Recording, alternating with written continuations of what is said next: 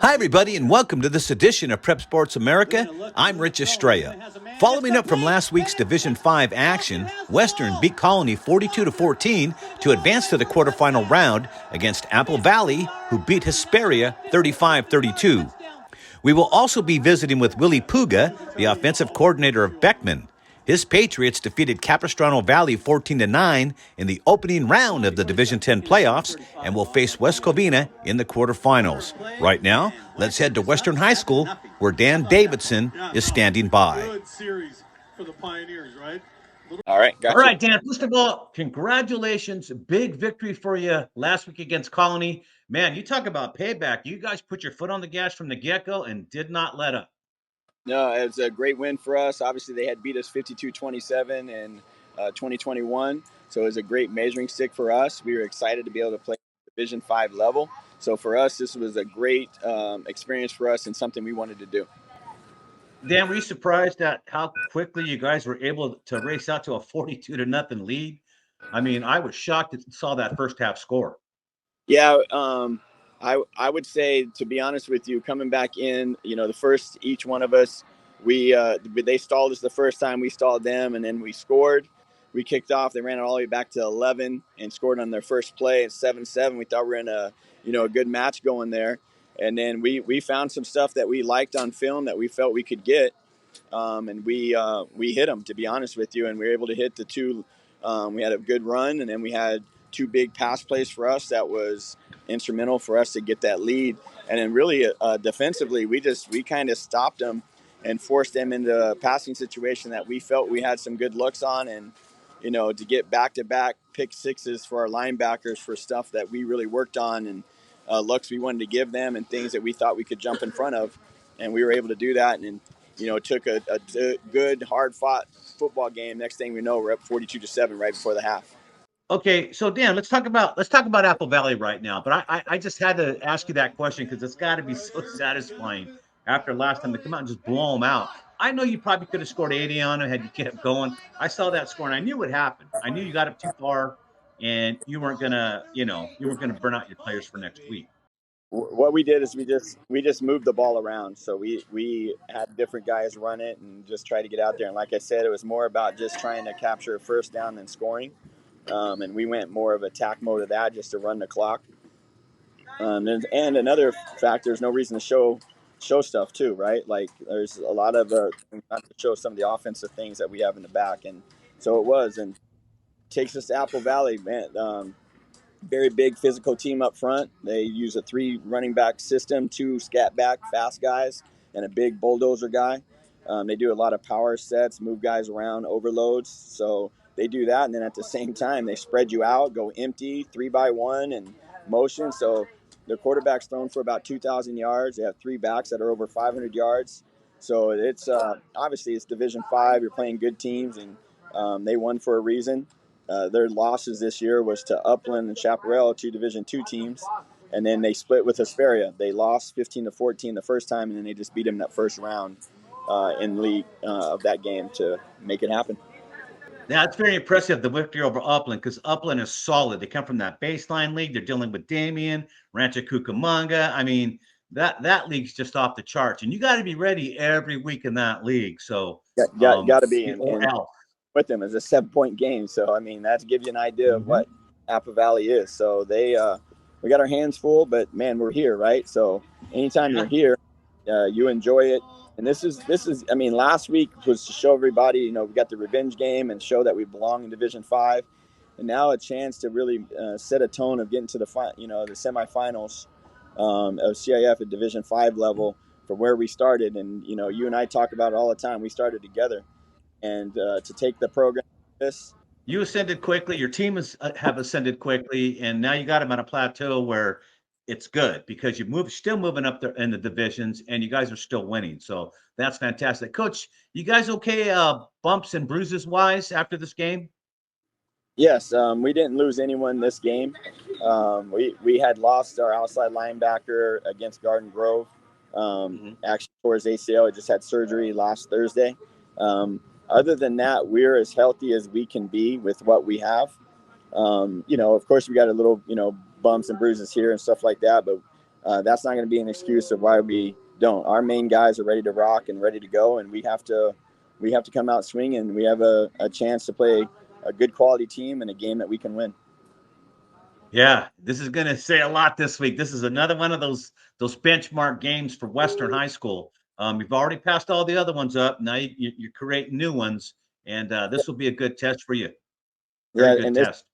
For us, this is like, are we part of the process? Are we just the outcome? And what I mean by that is we have taken this, like you said, from a Division 12 to Division 5 in these years.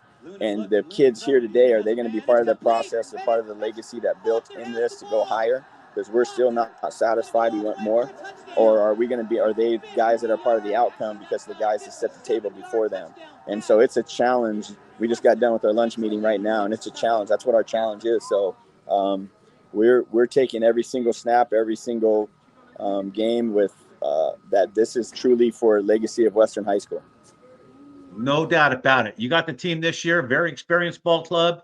You lost a lot last year, but it didn't seem to affect you this year. So hope you can keep it going. And I guess that goes again, having a lot of experienced players, like we talked about Faulkner, we've talked about Fairway, we've talked about Luna.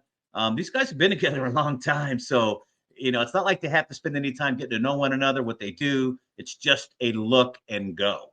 Yeah, and Anthony, obviously our quarterback, 3 years, that helps so much.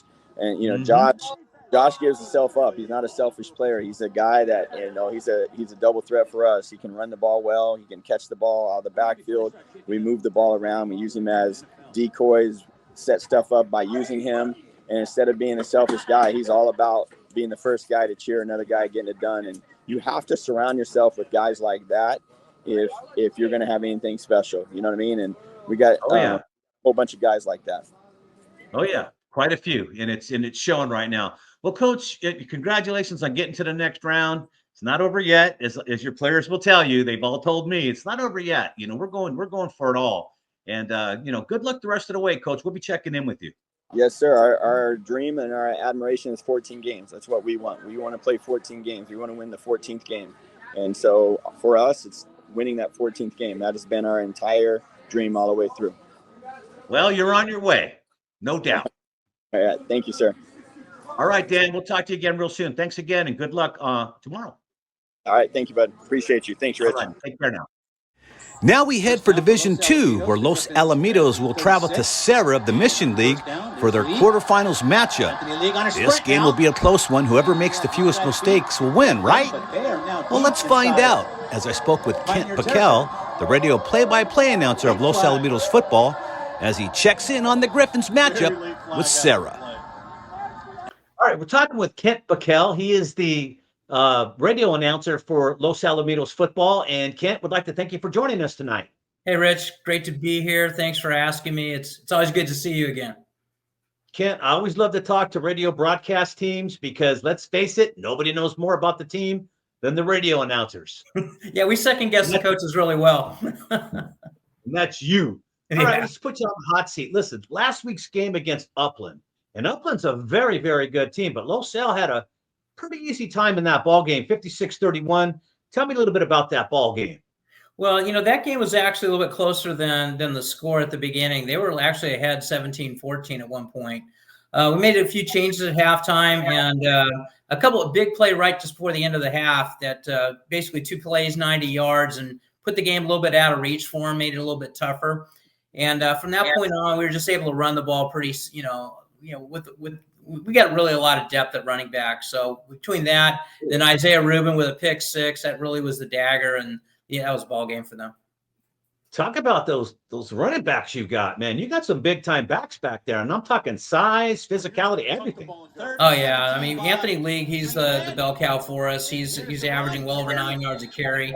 And then when he's out, you've got Lenny Ibarra and Gerard Terry, another two younger guys also. They're both sophomores.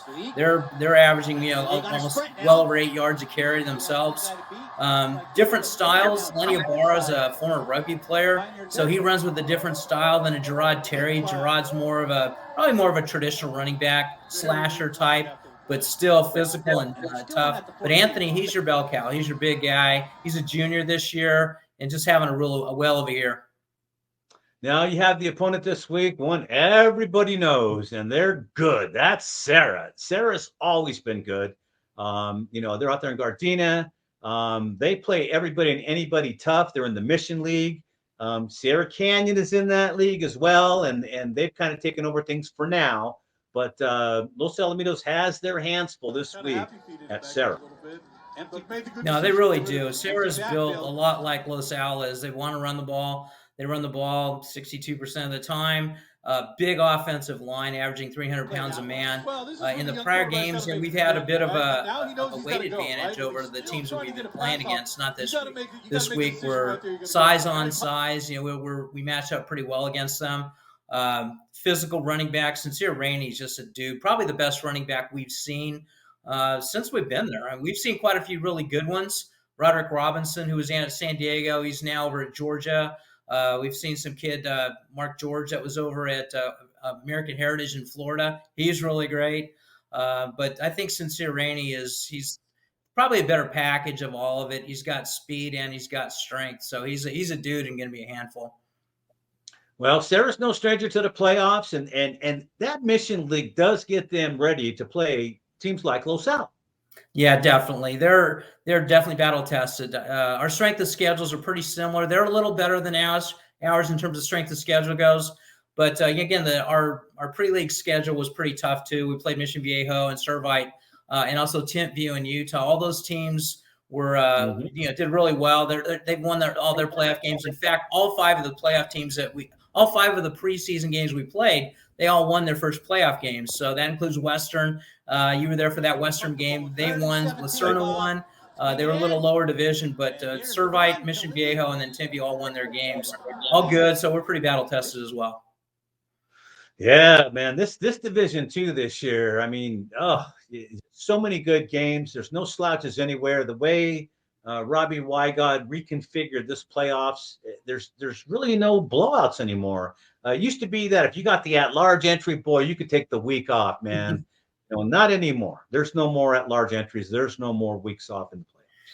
No, there's really not. Top to bottom, it's just really competitive, and I think that was the intent. Competitive equity. They did a really nice job. I would have tweaked it a little differently if they'd given me the opportunity to do it. I would have cut it off at 4, because 5 through 20, those teams are they're all really the same, very close. Orange Lutheran on down. I mean, they would have been a really good fit. Great tournament for Division 2. Right. Even right now, after this first week, Sarah would be a Division 1 team along with Oaks Christian and Los Al. We're currently ranked 6, 7, 8 in CIF in the Southern section with the CalPreps rating by virtue of the wins that we just had against good quality teams, which is that's how this dynamic works. So we're excited. We think it's just a great dynamic tournament. I love it. Go ahead and plug your network. It's the Los Al Sports Network, and you can catch it on Spreaker.com or actually go to the losalfootball.com website to catch all of our games. We still haven't gotten the final word if we even do this game, if there's room in the press box for us. We may have to be in the stands. It's going to be pretty tight in there, I think. Man, don't even go there with me, okay? Last year we did Beckman against Green Lutheran, I think it was, and we were in the stands. It was raining, man. And the cameraman had to take our cover because, he's got a camera there. We need him as the center guy. And, oh, man. But you know what? That's what makes these games fun. It's an old war story now. And, hey, we made it through. We did fine, Nobody knew any different, so I guess we did okay. But anyway. It's going to be I'm praying it's not going to rain because electronics and rain don't do too well. Now that game's at Sarah. Now remember, that's a small stadium. Right. Long Beach Poly and Sarah kind of got into it. The fans did, not so much the teams, but because there wasn't enough room for everybody. There just wasn't. So you better tell Los Al, the contingent there, to get there early because it's going to sell out. There's no doubt in my mind. Yeah, I think it will. Sold out. Los Al, Sarah, is going to sell out. And I think we saw their fans, and they were next to our fans at the scrimmage, and they're good folks. We had no issues that I heard of. I was on the field. It's a small group. Yeah, it's always one firecracker in the group that goes off and gets everything going. But a lot of people got turned away. So I'm just saying, get there early. Okay. If you don't have a ticket, I don't know. You might want to call and see if there's going to be any available. I don't know. I don't think there will be. This is a big game. I'll certainly post something to see if something is available. Yeah. Yep. There you go. Hey, well, good luck. Hopefully you get out there, and we'll talk to you again hopefully next week. All right. Sounds great. Thanks, Rich. That's all for today. Join us next week for an update of Western, Los Alamitos, and the rest of the Southern Section playoffs. Until then, for Prep Sports America, I'm Rich Estrella.